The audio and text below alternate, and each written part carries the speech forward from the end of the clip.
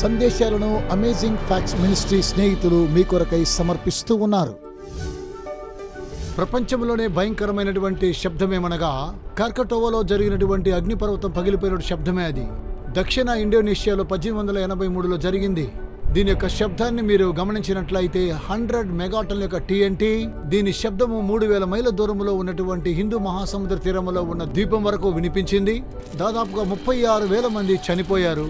సముద్ర తీర ప్రాంతంలో ఉన్న 165 గ్రామాలు నశించిపోయాయి. దాదాపుగా చూస్తే 125 గొప్ప సునామీలు ఏర్పడినంత శబ్దం అది. ఇలా జరిగి గంటకు 300 మైళ్ళ దూరాన్ని వ్యాపించింది. ఇది సముద్ర తీరంలో సమస్తాన్ని నాశనం చేసింది. తీరమునున్న పగడపు ఇళ్లని నాశనం చేసింది. అలాగునే భయంకరమైనటువంటి శబ్దము కూడా ఏర్పడింది. 5 క్యూబిక్ మైళ్ళ దూరంలో చెత్తంతా కూడా వాతావరణంలోనికి ఎగిరింది. ధూళితో కూడినటువంటి మేఘములు, సూర్యుడు నలుపయ్యాడు, వాతావరణంలో చల్లదనం. ఇలా కొన్ని సంవత్సరాలు జరిగింది. అద్భుతమైన ఎర్రని సూర్యాస్తమయం ఏర్పడింది. ప్రజలు దీన్ని గమనించి ఆకాశంలో అగ్ని చెలరేగింది అని అనుకున్నారు. అగ్ని పర్వతమైన క్రాకటోవా ఇది శక్తివంతమైనది, భయంకరమైనది. అధునాతనమైన దినాల్లో మనము చూడగలిగాం. మీకు తెలుసా, ప్రకటన గ్రంథంలో ఉన్నటువంటి క్రీస్తు రెండవ రాకడను గురించినది. అది ఇంకా గొప్పగా ఉంటుంది. బూర శబ్దము మహాధ్వనితోనూ మనకు వినబడబోతూ ఉన్నది. మీరు నాతో కూడా కలుసుకోండి. ఇంకా మనము లోతుగా చూడబోతున్నాం. బైబిల్ ఏం చెబుతుందో మనం చూద్దాం క్రీస్తు యొక్క రాకడను గురించి. కనుక ఈ రోజు మనము రాజు ఎప్పుడు రాబోతున్నాడు అనే విషయాన్ని ధ్యానం చేద్దాం. తిరిగి రానయ్యున్న రారాజును చూడబోతూ ఉన్నాము. మనము కాలముల గురించి చెప్పలేము, ప్రభు యొక్క రాకడను గురించి. అయితే క్రైస్తవ ప్రపంచము కొన్ని తప్పుగా అర్థం చేసుకొనొచ్చు ఉన్నారు. ఏ విధంగా ప్రభు అయిన యేసు రాబోతూ ఉన్నాడు, ఇది ఎలా సంభవించబోతుంది, ఇలా ఊహించుకొని చాలా మంది మోసపోతూ ఉన్నారు. అయితే మనకు ఇది అర్థం కావాలి. మొదటి ప్రశ్న, యేసు ప్రభు తన రెండవ రాకడ గురించి మనకిచ్చుచున్న గంభీరమైన హెచ్చరిక ఏమిటి? మత్తయి సువార్త 24:5 అనేకులు నా పేరిట వచ్చి నేనే క్రీస్తుని చెప్పి పలువురిని మోసపరచెదరు. కొన్ని మనం పరిశీలన చూస్తే ఇవన్నీ కూడా సరిగానే ఉంటున్నాయి. కొందరు ఈ విధంగా రాబోతున్నారు. నేనే క్రీస్తునని చెప్పి అనేకులను వారు మోసపరచడానికి ప్రయత్నం చేస్తూ ఉంటారు. చాలా మంది వస్తారు, ఆయన నామాన్ని ధరించి నేనే క్రీస్తు అంటారు. అప్పుడు వారు మోసపోతారు. అలాగనే చాలా మంది బయలుదేరి నేనే క్రీస్తుని అంటారు. సాతానుడు పలువురిని మోసగించి అంచె దినములలో క్రీస్తు నేనని చెప్పబోతున్నాడు. గమనించండి. అలాగే చదవండి, అబద్ధపు క్రీస్తులను, అబద్ధపు ప్రవక్తలను వచ్చి సాధ్యమైతే ఏర్పరచబడిన వారిని సైతము మోసపరచుటకై గొప్ప సూచక క్రియలను, మహత్కార్యక్రమాలను కనుపరచెదరు. ఇలాంటి వారిని గురించి ఆందోళన చెందుతున్నాను. వారు తమను యేసు అని చెప్పుకుంటారు. సహజంగా చూస్తే చాలా మంది ఇలా చెబుతూ తిరుగుతున్నారు. నేను జాతీయ భౌగోళిక విలేకరులు చెప్పినప్పుడు విన్నాను. ప్రపంచంలో 1/2 ప్రజలు చిన్న తెగకు చెందిన వారు వారే యేసు అని ఆరాధిస్తున్నారు. అందులో కొంతమంది దక్షిణ అమెరికాకు చెందినవారు, కొంతమంది ఐరోపా దేశానికి చెందినవారు, మరి ఇతర స్థలాలలో కొంతమంది వారిని వెంబడిస్తూ ఉన్నారు. నేను కూడా కలుసుకున్నాను యేసు అని చెప్పేటువంటి వారిని. కొండల్లోనూ గుహల్లోనూ యేసు అనేటువంటి వారిని కలుసుకున్నప్పుడు నేను కొద్దిగా భయపడ్డాను. ఒక వ్యక్తి నేను ఒక గుహలో ఉంటున్నప్పుడు నన్ను చూడ్డానికి లోనికి ప్రవేశించాడు. అతడు ఈ విధంగా నన్ను ప్రశ్నించాడు, నీవు నేనున్న స్థలంలో ఎందుకు వచ్చావని. అతడు 6 అడుగుల ఎత్తులో ఉన్నాడు. భుజాల వరకు గోధుమ రంగు గల్ల జుట్టుతో ఉన్నాడు. అతడు కూడా మీసాలు గడ్డాలతో ఉన్నాడు. మరియు నేను స్నేహభావంతో అతను కలుసుకుని కొన్ని విషయాలు మాట్లాడుతూ ఉన్నాం. నువ్వు విశ్వాసం అన్నప్పుడు, అవును నేను కూడా విశ్వాసిని, నేను కూడా బైబిల్ చదువుతూ ఉన్నాను చెప్పాను. యేసుని ఎప్పుడైనా చూసావన్నాడు. నేనే యేసుని అన్నాడు. నేను కొద్దిసేపు నిర్ఘాంతపోయేలా గమనించాను. చూసారా, అతడు నేనే యేసు అన్నాడు. ఆ తర్వాత కొద్దిగా ఆలోచించాను. స్పానిష్ స్నేహితులు ఎవరైనా ఉన్నారు, అందులో వారి పేరు యేసు అయి ఉండొచ్చేమో. యేసా? అతడు ఆశ్చర్యపోతూ, అలా కాదు, నేనే యేసు ప్రభుని అన్నాడు. కొంత సమస్య ఏర్పడింది. ఎందుకనగా అతడు వెర్రివాడై ఉంటాడనుకున్నాను. మరలా నా ప్రక్కనొచ్చి కూర్చున్నాడు. ఎందుకు నన్ను వెర్రివాడనుకుంటున్నావు? నేనే యేసుని అన్నాడు. నువ్వు తెలుసుకోవాలి. ఇలాగ మాట్లాడుతూ ఎన్నో ప్రశ్నలేశాడు. నేను అతనితో సంభాషిస్తూ ఇలా అన్నాను, బైబిల్ గ్రంథంలో చెప్పారు కదా, అందరూ చూస్తారని, మేఘారుడై నువ్వు వస్తావని. నిజమే, నేను ఈ విధంగానే రావాల్సింది. కొంతమంది వ్యక్తిగతమైన వారి కోసము ఈ విధంగా రావాల్సి వచ్చిందన్నారు. మళ్ళా నేను ప్రశ్నించాను. అన్ని ప్రశ్నలకు సమాధానం ఇస్తూ ఉన్నాడు. నీవేమన్నా యేసుక్రీస్తుకి శిష్యుడివా? కొద్ది నిమిషాలు హాస్యాస్పదంగా మాట్లాడసాగాను. అతని సంభాషణ చూస్తే చాలా బాగున్నది. నాతో కూడా ఉన్నాడు, నాతో కలిసి ఆహారం భోంచేశాడు, నాతో కలిసి పడుకున్నాడు. చివరిగా నేననుకున్నాను, ప్రభు అయిన యేసు నా గుహలోనికి ప్రవేశించాడు అనుకున్నాను. ఆ తర్వాత ఏమీ మాట్లాడలేదు. కొద్ది రోజుల తర్వాత ఆ పట్టణంలో నడుస్తూ ఉన్నాడు. ఆ తర్వాత ఒక అపోస్తలుని కనుగొన్నాడు. నేను అతన్ని చాలా గమనించాను. 2 వారముల తరువాత అతడు ఎవరితోనో పోట్లాడాడు. తద్వారా ముందు పళ్ళు కూడా రాలిపోయాయి. మనకందరికీ తెలుసండి ప్రభువైన యేసుకు పండ్లు కూడా ఉన్నాయని. ఆ విషయంలో నేను ఎంతగానో సంతోషిస్తూ నవ్వుతూ ఉన్నాను. ఇలాంటి వారిని చూసి మనం విచారించిన అవసరం లేదు. అయితే సాతాను క్రీస్తు వలె స్వరూపం దాలుస్తున్నాడు. ప్రతి విషయములో కూడా చూడగలము. అతడు అనేకమైనటువంటి సూచక క్రియలను, మహత్కార్యక్రమను కూడా చేయగలడు. అతడు బైబిల్ గ్రంథంలో నుంచే మాట్లాడతాడు. నీతిమంతులు మోసపరచబడకుండా ఏది నివారించును? మీరు యెషయా గ్రంథము 8వ అధ్యాయం 20వ వచనం చదవండి. ధర్మశాస్త్రమును ప్రమాణవాక్యమును విచారించుడి. ఈ వాక్య ప్రకారము వారు బోధించని యెడల వారికి అరుణోదయము కలుగదు. దేవుని వాక్యము ద్వారా సమస్తానికి న్యాయ తీర్పు కలదు. నేను మీతో చెప్పాను కదా, మనము నిజంగానే బైబిల్ గ్రంథాన్ని అర్థం చేసుకోవాలి. ప్రభువైన యేసు సెలవిచ్చారు, చాలా మంది మోసపరచబడబోతూ ఉన్నారని. ఏర్పరచబడినటువంటి వారిని కూడా అతడు మోసపరుస్తాడు అని. మనము జాగ్రత్తగా దీన్ని గమనించాలి. దేన్ని విశ్వసిస్తున్నామో.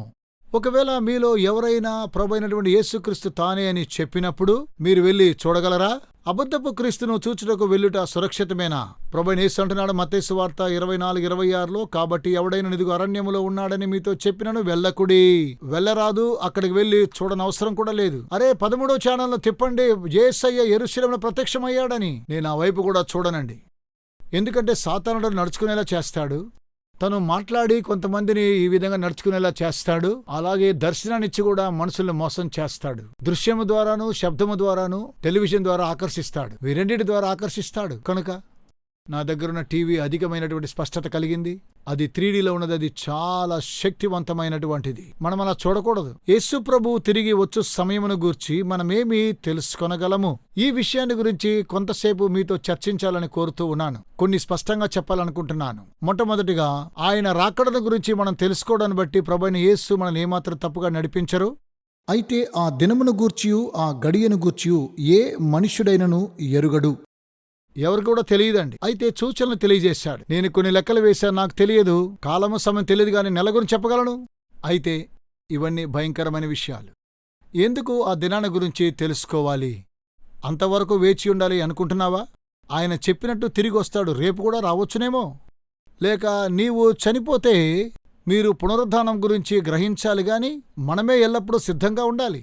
ప్రభువైన యేసన్నాడు, ఆ దినము దొంగవలే వస్తుంది కనుక మీరు జాగ్రత్తగా ఉండండి. చాలా మంది ప్రజలు ఇప్పటికే ఆయన రాకడ దినము దొంగవలే అనుకోని గడియలో వచ్చినను సిద్ధముగా ఉన్న పరిస్థితుల్లో వారు లేరు. కాబట్టి మనమైతే తప్పనిసరిగా సిద్ధముగా ఉండాలి. కొన్ని విషయాలు మీకు గుర్తుండవచ్చును. హెరాల్డ్ క్యాంపింగ్ కుటుంబ రేడియోది. కొన్నిసార్లు నేను కూడా ఈ యొక్క రేడియో కార్యక్రమం మాట్లాడాను. అయితే అమేజింగ్ ఫ్యాక్ట్స్ వారు ఆయన చనిపోవడానికి ముందుగా ఆయనతో వ్యక్తిగతంగా మాట్లాడారు. అయితే ఆయన కాలాన్ని గురించి చెప్పాడు. మీకు తెలుసు, అతడు చాలా క్రమశిక్షణ కలిగిన వాడు. అయితే అతడు తప్పు చెప్పాడు. చాలా మంది ప్రజలు తమకున్నదంతా కూడా సేవకు సమర్పించారు. ప్రభువైన యేసు సరైన సమయం రాబోతున్నాడని తెలుసుకుని మే 21, 2011 అని చెప్పాడు. అయితే అది అలా జరగలేదండి. అతడు 2-3 సార్లు ఇలాగనే తెలియచేశాడు ప్రభు రాబోతున్నాడని.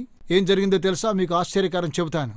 ప్రతి ఒక్కొక్క పాస్టరు, ఎవాంజలిస్ట్ అందరూ కూడా కలిసి ప్రభువైన యేసు రాబోతున్నాడు అనుకున్నారు. మీకు గుర్తుందా? గతంలో జరిగిన విషయాన్ని గురించి మీతో మాట్లాడుతున్నాను. మనము వారు వెళ్ళినటువంటి రహదారి గుండా మనం వెళ్ళనవసరం లేదు. మనకు కాలము సమయము తెలియదు గాని ఆయన రాకడ సమీపముగానున్నది. ప్రభువైన యేసే దీన్ని తెలియజేశారు. మత్తయి సువార్త 24:33లో, ఆ ప్రకారమే మీరీ సంగతులన్నీయు జరుగుట చూచునప్పుడు ఆయన సమీపముననే ద్వారము దగ్గరే ఉన్నాడని తెలుసుకొనుడి. ఆ సూచనలు ఎలాంటివి? మీరు ఈ విషయాలు చూస్తే ప్రభువైన యేసు సెలవిచ్చిన మత్తయి సువార్త 24లో యుద్ధాల గురించి వింటారు. యుద్ధ సమాచారముల గురించి మీరు వింటారు. చరిత్రలో జరిగిన యుద్ధాలు మనం చూద్దాం. మరియు ఇప్పుడు మనం చూస్తే యుద్ధాన్ని గురించిన సమాచారం వింటున్నాం. మీకు తెలుసా, ఓ సత్యాన్ని తెలియజేయాలనుకుంటున్నాను. ప్రపంచ దేశాలు ఖర్చు పెడుతూ ఉన్నారు. 1 గంటకు సైనికులు, మందుగుండు మరియు యుద్ధ సాధనాల మీద కొన్ని 100 కోట్లు ఖర్చు పెడుతున్నది. ఇందులో ఓ చిన్న ప్రాముఖ్యమైన అంశాన్ని చూద్దాం. 1 గంటకు $100 మిలియన్ ఖర్చు పెడుతూ ఉన్నారు. అంతర్జాతీయ సైనిక దళాలకు ఖర్చు పెడుతూ ఉన్నారు. బైబిల్ తెలియచేస్తూ ఉన్నది, రాజకీయ అస్థిరత అనగా సంచలత్వం. మనిషి యొక్క హృదయములో వేదన, భయం వస్తున్నది. ఇది జరగడం మనం చూస్తున్నాము. అస్థిరత, అలాగే రాజకీయాల్లో అస్థిరత ఏర్పడడం చూస్తున్నాం. మధ్య తూర్పు ప్రాంతాల్లో చూస్తే కొన్ని సంవత్సరాలుగా ఇలా జరుగుతున్నది. యేసయ్య అన్నారు, అనేకమైనటువంటి కరువులు అలాగే తెగుళ్ళు వస్తున్నాయి, రకరకాలైన రోగాలు వస్తాయి. మనకందరికీ తెలుసండి, ఎబోలా వైరస్ కొన్ని దినాల క్రితం దీంతో బాధపడ్డామన్న విషయం మీరు కూడా తెలుసుకుని ఉన్నారు. నేనేమనుకొనొచ్చు ఉన్నాననగా, ప్రపంచం ఏ విధంగా బాధపడుతుందో, ఒక తెగులు సంభవించినప్పుడు ఒకవేళ ఇది ఒక విష జ్వరంగా ఉండవచ్చును. మీకు తెలుసా, మొదటి ప్రపంచ యుద్ధములో చాలామంది చనిపోయారు. అది యుద్ధములో కాదుగాని మొదటి ప్రపంచ యుద్ధం జరిగిందేమనగా 1918వ సంవత్సరములో అంటు వ్యాధి సోకడము ద్వారా ఆ సంవత్సరం 40 లక్షల మంది చనిపోయారు. వారంటున్నారు మరొక జాతి యొక్క సంభావ్యత అని అంటూ ఉన్నారు.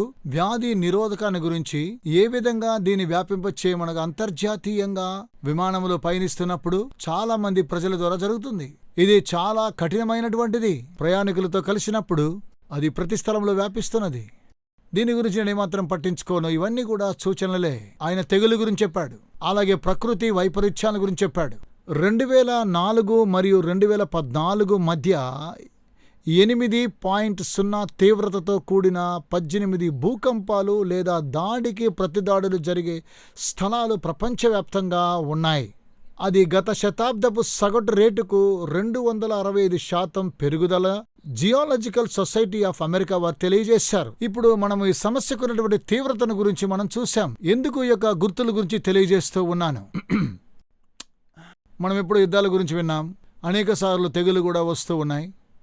ఆ వాతావరణంలో మార్పులు ఏర్పడినప్పుడు ఇలా జరుగుతూ ఉన్నాయి, భూకంపాలు, ప్రకృతి వైపరీత్యాలు. అయితే ప్రభు అంటున్నాడు, గర్భశ్రీకి ప్రసవవేదన వచ్చినట్లు అని. అపోస్తుడైన పౌలు తెలియజేస్తూ ఉన్నాడు, సృష్టి యావత్తు ఏకగ్రీవంగా ప్రసవేదన పడుచు మూలుగుచున్నదని తెలియజేశాడు. ఇప్పుడు మనం చూద్దాం. 5 మంది పిల్లలున్నారు, 7 మంది మనమ సంతానం ఉన్నారు. ఎలా పనిచేస్తుందో నేను ఎరుగుదును. భార్య ఎలా చెబుతుంది, నాకు నొప్పిగా ఉన్నట్లు భావిస్తున్నాను అంటుంది. ఆ సమయంలో హాస్పిటల్కి తీసుకుని వెళ్ళినప్పుడు వారన్నీ విని ఎంతకాలంగా బాధపడుతున్నాం అంటారు. 1 లేక 2 రోజులు తర్వాత ఇంటికి వెళ్ళిపోతారండి. ఇలా మూలుగుతూ నొప్పులతో బాధపడుతూ ఏం వ్యత్యాసం కనిపించదు. అలా శరీరం వేడిబుడుతుంది. సహజంగా ఆ నొప్పులు వచ్చినప్పుడు, రావడానికి ప్రారంభించినప్పుడు ఇంకా ఎంతసేపు అవుతుంది అని అడుగుతారు. ఇవి ఎంత భయంకరంగా ఉన్నాయని అడుగుతారు. అవి పౌనపుణ్యాన్ని పెంచినప్పుడు, తీవ్రత దాల్చినప్పుడు అప్పుడే ప్రసవ వేదన అనేటువంటి విషయాన్ని గ్రహించగలము. అయితే ప్రపంచ దేశాలు మనము చూసినట్లయితే వారు దాన్ని కాదనలేరు. ఎందుకనగా వాటికున్నటువంటి పౌన పుణ్యాన్ని, తీవ్రతను చూసి ప్రభువైన యేసు రాకడ చాలా సమీపంగా ఉన్నదని తెలియజేస్తూ ఉన్నారు. స్నేహితులారా, ఎక్కడికి వెళ్ళకండి. కొద్ది క్షణాల్లో మరోసారి ఈ రోజు ప్రజెంటేషన్ గురించి మనం కలుసుకోబోతాం. యేసుక్రీస్తు రాకడ గురించి, సూచనల గురించి తెలుసుకోవాలనుకుంటున్నారా? మనము చాలా దగ్గరలోనే ఉన్నాము. అతీతంగా విశ్వంలో జరిగే చరిత్రాత్మక సంగతిని వినబోతున్నాం. మనమందరము వెంటనే ఆయనతో కూడా కొనిపోబడతామా లేక విడిచిపెట్టబడతామా? ప్రభువైన యేసు వచ్చినప్పుడు ఆకాశములో నుండి ఒక గొప్ప మెరుపు ఈ వైపు నుండి ఆ వైపు పుడుతుంది. అనేకమైన వందలాది సత్యాలు ఇందులో ఉన్నాయి. అయితే ఒకే ఒక బైబిల్ సత్యమేమనగా, యేసు వాగ్దానం చేశాడు, నన్ను వెతికినట్లయితే నన్ను కనుగొంటారు. కనుకనే అమేజింగ్ ఫ్యాక్ట్స్ అనేటువంటి వారు ఈ సందేశంలో వినూత్నమైన సత్యాలు పొదిగించారు. బైబిల్లో ఉన్నటువంటి సత్యాల ద్వారా దీన్నే ప్రభు రాకడ దినమంటారు. ఈ అద్భుతమైనటువంటి రంగురంగుల మ్యాగజైన్ నీవు తెలుసుకోవలసిన వినూత్నమైనటువంటి సత్యాలున్నాయి. ఎప్పుడు ఏ విధంగా ఎలాగున జరుగుతాయి. యేసు తిరిగి వస్తూ ఉన్నప్పుడు మీ ఉచిత కాఫీ పొందుకోవడానికి ఈ తెరపైన నెంబర్ను సంప్రదించండి. మీ ఆఫర్ నెంబర్ 455ను మీరు సంప్రదించండి. ఈ నమ్మశక్యము కాని సత్యాలను మీరు చదివి మీ స్నేహితులకు పరిచయం చేయండి. మరలా నేటి ప్రెజెంటేషన్ తిరిగి కలుసుకుంటున్నాం. ఈ అమేజింగ్ ఫ్యాక్ట్స్ ద్వారా దేవుని యొక్క వాక్యం ద్వారా తెలుసుకుందాం. మరో సమస్య ఏంటో ప్రకృతిలో జరిగే వైపరీత్యాలు చూద్దాం. ప్రపంచంలో సగభాగం అడవి మృగాలు. జాతీయ భౌగోళిక వారు తెలియజేస్తున్నారు గత 40 సంవత్సరాలు చనిపోతూ ఉన్నాయని. సగభాగం అడవి జాతి జీవులు చనిపోతున్నాయి ఈ 40 సంవత్సరాలలో. బైబిల్ చెబుతుంది హింసాకాండ జరుగుతుందని చివరి దినములలో. ఒక్కసారి మీరు గమనించండి, నోవాహు దినములలో వారి హృదయమంతా కూడా చెడుతనంతో నింపబడి ఉన్నది. ఎక్కడ చూసిన హింసాకాండ. ప్రతిరోజు భారతీయ యువకులు విదేశీ యుద్ధాలలో కంటే సామూహిక దాడుల్లో చనిపోయేవారు ఎక్కువ మంది. ఇది చాలా సంవత్సరాలుగా జరుగుతూ ఉన్నాయి. ప్రభువైన యేసు అన్నారు, లోతు దినాలు జ్ఞాపకం చేసుకోండి, అలాగుననే మనిషి కుమారుడు దినాలుంటాయని. ఆయన తిరిగి వస్తుండగా దీని అర్థం భయంకరమైన అనైతికం జరుగుతుంది. మీలో కొన్ని విషయాలు వినే ఉంటారనుకుంటున్నాను. ఒక వెబ్సైట్ ఉంది, ప్రజలను ఉత్తేజపరుస్తూ ఉన్నది. యాష్లీ మ్యాడిసన్ అంటే జీవితం చాలా చిన్నది. అమ్మాయిలు పెండ్లి ఉంగరంతో ఉంటారు. అందులో కొన్ని నిర్వహణలో ఉల్లంఘించబడుతూ ఉంటాయి. అందులో చూస్తే 50 నుండి 60 లక్షల మంది ఉంటారు. ప్రపంచవ్యాప్తంగా ఇది చాలా విచారకరం. అమెరికా దేశంలో ఈ యొక్క వెబ్సైట్ని ఎంతగానో తీసివేయాలనుకున్నారు గాని వారు దీనిని రద్దు చేయలేకపోయారు. వీటి ద్వారా చాలా మంది వ్యక్తిగతమైన వివరాలు అందులో పొందుపరచి వ్యతిరిక్తమైనటువంటి సంబంధ బాంధవ్యాలను కలిగి ఉంటున్నారు. ప్రభువైన యేసు సెలవిచ్చిన రీతిగా లోతు దినములలో జరిగినట్టు జరుగును, ఆ ప్రకారమే మనుష్య కుమారుడు ప్రత్యక్షమగు దినమున జరుగును. ఇది కూడా ఒక సూచన అన్నది. లోతు దినాలు జరిగింది.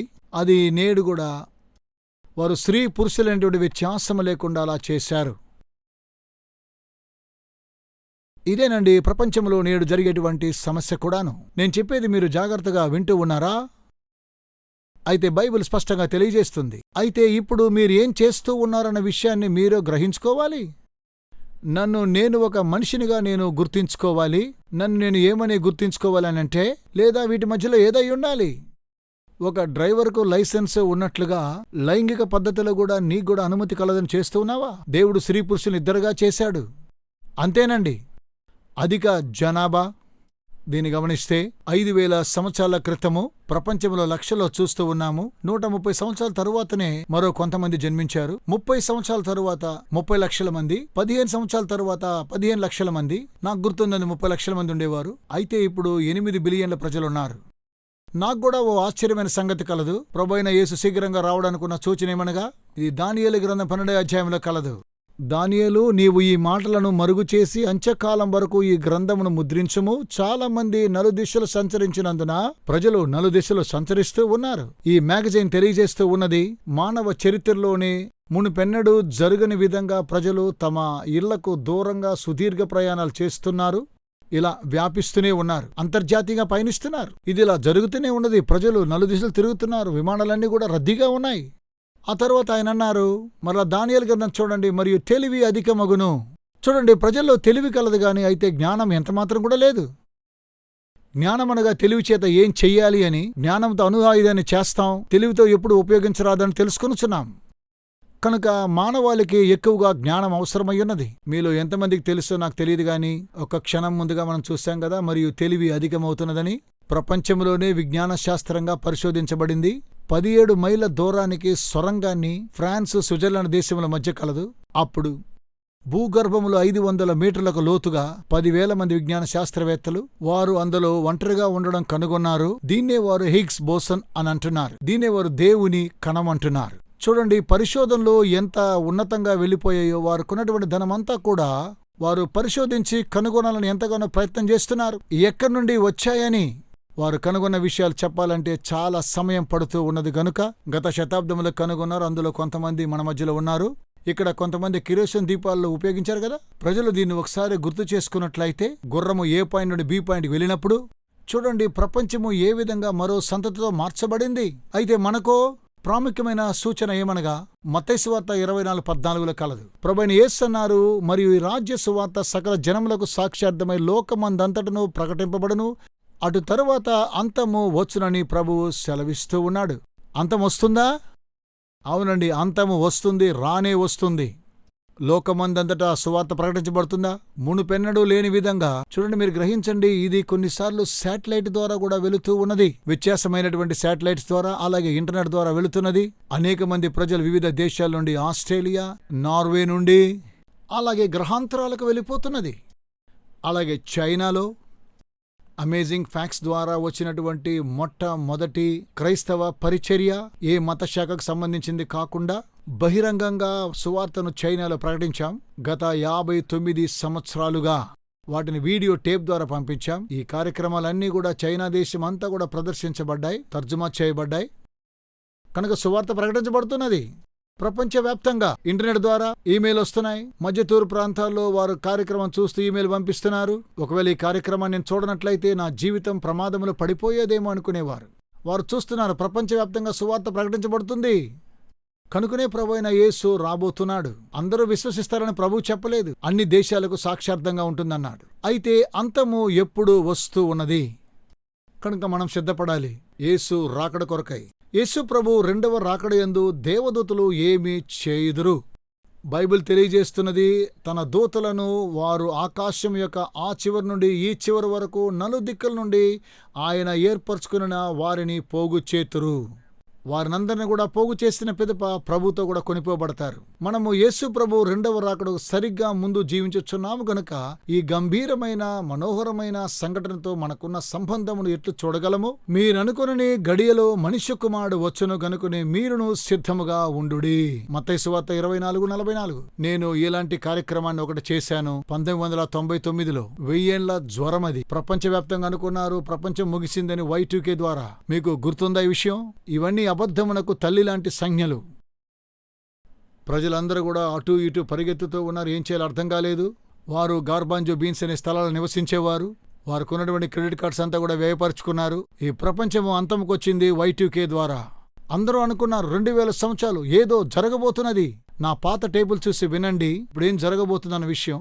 అందరూ ఏం జరుగుతుందో గమనిస్తున్నారు. యేసు ప్రభు అంటున్నారు ఆ గడియన గురించి సమయాన్ని గురించి హెచ్చరిక ఉండి ఎవరితో అంటున్నాడు? సంఘంతో. మీకు తెలుసా ప్రభైన యేసు తన రాకడ గురించి ఉపమానం చెప్పినప్పుడు ఏం జరగబోతుందోనని? చాలామంది నిద్రించెదరన్నాడు. 10 మంది కన్యకల గురించి, 5 మంది బుద్ధి గలవారు, 5 మంది బుద్ధి లేనివారు, అందరూ నిద్రించారు. సరేనా? ఇదిగో పెళ్లి కుమారుడు వస్తున్న శబ్దం వినబడింది. వారు లేచారండి. యేసయ్య అన్నాడు, ఆ దుష్టుడైనటువంటి పనివాడు నా యొక్క ప్రభువు ఆలస్యం చేస్తున్నాడు. అతడు తన హృదయం అనుకుంటున్నాడు. మరియు అలా నిద్రపోయాడు. అలాంటి భయంకరమైన స్థితిలో కల్వరి శిలువకు ముందు శిష్యులు ఏం చేశారు? నాతో ప్రార్థించమని అయితే వారు నిద్రించారు. కొండ మీద మోషే, ఏలియా కనిపించినప్పుడు శిష్యులు ఏం చేశారు? నిద్రపోతున్నారు. కనుక యేసయ్య అన్నారు మార్కు సువార్త 13వ అధ్యాయం, మెలకువ మెలకువ మెలకువగా. ఎలా మెలకువగా ఉండాలి? మనము మెలకువగా ఉండాలి, జాగ్రత్తగా ఉండాలి, చాలా జాగ్రత్త వహించి మనం ఉండాలి. మిమ్మును మీరు మత్తులోనికి దిగకూడదండి. మీకు యేసయ్యతో సంబంధము ఉన్నదా? ప్రతిరోజు కూడా ఆయనతో మీరు సమయాన్ని గడుపుతూ ఉన్నారా? రాసుకోండి. మీ కంప్యూటర్తో చాలా సమయాన్ని గడుపుతూ ఉంటున్నారు, కానీ ప్రార్థించడానికి సమయం కేటాయిస్తున్నారా? ఆయన వాక్యాన్ని చదవడానికి సమయాన్ని కేటాయిస్తున్నారా? మీ విశ్వాసాన్ని పంచుకుంటున్నారా? మీరివన్నీ శ్రద్ధగా గ్రహించాలి. మీరు విశ్వసించేది అర్థం చేసుకోవాలి. మీలో హేతువడుగు ప్రతివానికిని సాత్వికముతోనూ భయముతోనూ మీరు సమాధానము చెప్పవలసిన వారై ఉన్నారు. యేసు ప్రభు రెండవ రాకడయందు ప్రజలు ఏ విధంగా తమ ప్రతిఫలము పొందెదరు? ఇందులో 2 తెగలవారున్నారు. ఇదిగో త్వరగా వచ్చుచున్నాను, వాని వాని క్రియల చొప్పున ప్రతివానికిచ్చుటకు నేను సిద్ధపరిచిన జీతము నా యొద్ద ఉన్నది. యేసు ప్రభువు ప్రత్యక్షమైనప్పుడు నీతిమంతులు ఏమని పలికెదరు? ఇదిగో మనలను రక్షించునని మనము కనిపెట్టుకునియున్న మన దేవుడు మనలను రక్షించును. నీవు దేవుని గణపరుస్తున్నావా? ఆయన కొరకు వేచియున్నావా? కొన్ని సంవత్సరాల క్రితం కెప్టెన్ స్కాట్ ఓ గ్రేడీ అనే అతడు యుద్ధ సమయంలో అతడు బోస్నియా గుండా ఆకాశములో ఎగురుతూ ఉన్నాడు. అతని విమానమును కూల్చివేయాలనుకున్నారు. అయితే అతడు తన పారాచూట్ తీసుకుని శత్రువుల సరిహద్దులో దిగాడు. ఏం జరిగిందో తెలుసా? అతడు పట్టుబడ్డాడు. వారేం చేశారనగా బాంబులు వేస్తారు, అతన్ని చంపుతారు, లేకపోతే హింసపాలు చేస్తారు. కనుక అతడు దాక్కున్నాడు. అలాగే తన పారాషూట్ దించుకున్నాడు, పొదల్లో వెళ్ళి దాక్కున్నాడు. అతను పారాషూట్ రావడం చూసి ఎవరైనా చంపేస్తారన్న భయంతో పొదల్లో తాను దాచుకున్నాడు. తన యుద్ధ ఉన్నటువంటి గ్లౌజులతో ముఖాన్ని కప్పుకున్నాడు. ప్రజలు పొదగుండా నడిచిపోవడం చూస్తున్నాడు. సైనికుల దగ్గర తుపాకీలు చూశాడు. మాట్లాడుతూ నడుస్తూ వెళుతున్నారు. అతడు మౌనంగా పొదల్లో దాక్కున్నాడు. 6 రోజులు తను ఈ విధంగా దాక్కున్నాడు. భయానక సమయం. నిద్రించాలని ఆ దినమంతా ఎంతగానో ప్రయత్నం చేశాడు. తిరిగి రాత్రుల్లో మేల్కోవడం, మరలా తను దాక్కోవడం, అలా పరిగెత్తడం, ప్రయత్నించి అడవుల్లోంచి బయటపడాలనుకున్నాడు. అతని యొద్ద కొన్ని దినాలు రేడియో ఉన్నది. రేడియో ద్వారా వచ్చే విషయాలని గ్రహిస్తున్నాడు. అలాగున ఒక స్పాంజిలో అద్దుకొని వర్షపు నీరు త్రాగేవాడు, పురుగులు తినేవాడు. తన తర్బీదునంతా ఆచరణలో పెట్టాడు. మీరు చదవండి. అతడిలా పంచుకున్నాడు టైమ్ అయినటువంటి మ్యాగజైన్లో. నేను దేవునికి ప్రార్థన చేసి ఎన్నో విషయాల కొరకు ప్రాధేయపడి అడిగాను. ఆయన అన్ని విషయాల్లో నన్ను ఆదుకున్నాడు. ఓ గ్రేడీ ఇటలీలో ఉన్న ఒక ఇంటర్వ్యూలో ఇలా చెప్పాడు. ఒకసారి నేను వర్షం కొరకు దేవునికి ప్రార్థనలో అడిగినప్పుడు ఆయన వర్షాన్ని దయచేశాడు.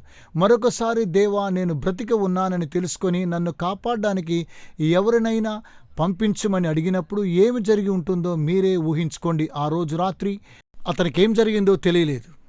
అతని మీద వారు దృష్టించారు. అతడు చనిపోయి ఉంటాడనుకున్నారు. వారు సమస్తాన్ని పరిశోధన చేస్తూ అమెరికా వాయు సైన్యమంతా కూడా, సముద్రములో కూడా నాటో వారు ముందుగానే ఆక్రమించుకున్నారు ఒక సైనికుని కాపాడడం కోసం. ఒక సైనికుడిని కాపాడడం కోసం చివరగా ఏం జరిగింది తెలుసా? మరలా అతన్ని కనుగొన్నారు. ఆ కొండల మధ్య వారుకున్నటువంటి ఆ కొద్దిపాటి సమయంలోనే హెలికాప్టర్స్ వచ్చాయండి. పొగ రావడం కనుక్కున్నారు. అక్కడ దిగి అతన్ని తీసుకుని వెళ్లారు.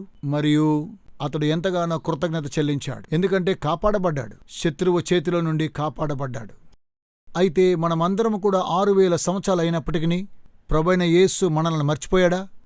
మనము శత్రువు సరిహద్దులో ఉన్నాం. నీవు క్రైస్తవుడిగా ఉండి మరో రాజ్య సంబంధివి కనుక ఆమేన్. ఆయన తన వాగ్దానముల గురించి ఏమాత్రము వెనుకాడేవాడు కాడు. ప్రభువైన యేసు అన్నారు, నా తండ్రి ఇంట అనేక నివాసములు కలవు, లేనట్లయితే నేను మీకు తెలియజేస్తాను, నేను తిరిగి వస్తాను. మొదటిసారి తన వాగ్దానం ప్రకారం వచ్చాడు, మరలా రెండవసారి రాబోతున్నాడు. నమ్ముతున్నారా స్నేహితులారా?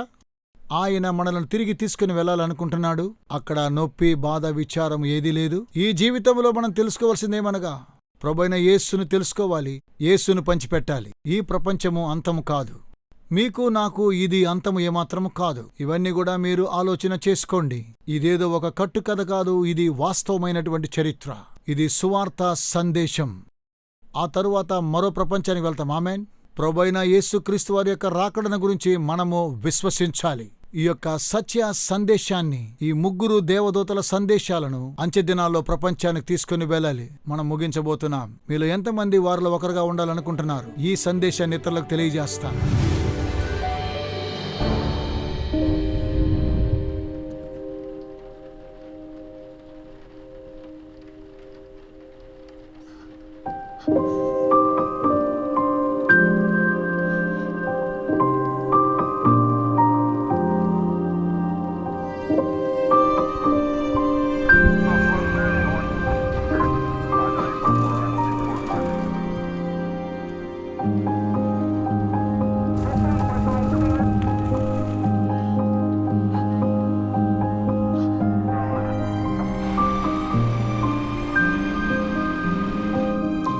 ఇకపై నొప్పి లేదు, బాధ లేదు. ఇకపై పోలీస్ స్టేషన్కి వెళ్లాల్సిన పని లేదు, వ్యాధి లేదు, మరణము లేదు, ఇక శ్రమలు లేవు.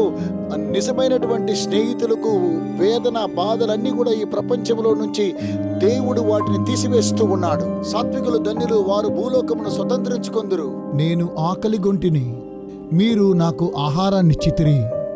ఈ పేదవారిలో ఎవరికైనా మీరు చేసినట్లయితే నాకు చేసినట్లని ప్రభు సెలవిస్తూ ఉన్నాడు.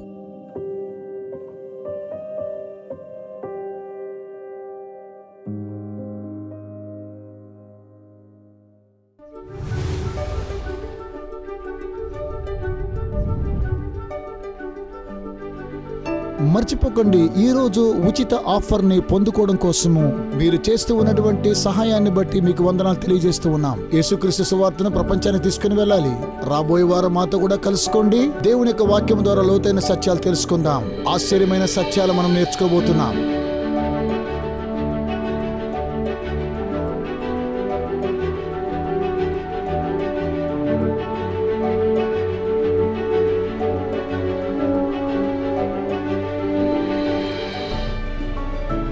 ఈ సందేశాలను అమేజింగ్ ఫ్యాక్ట్స్ మినిస్ట్రీ స్నేహితులు మీ కొరకై సమర్పిస్తూ ఉన్నారు.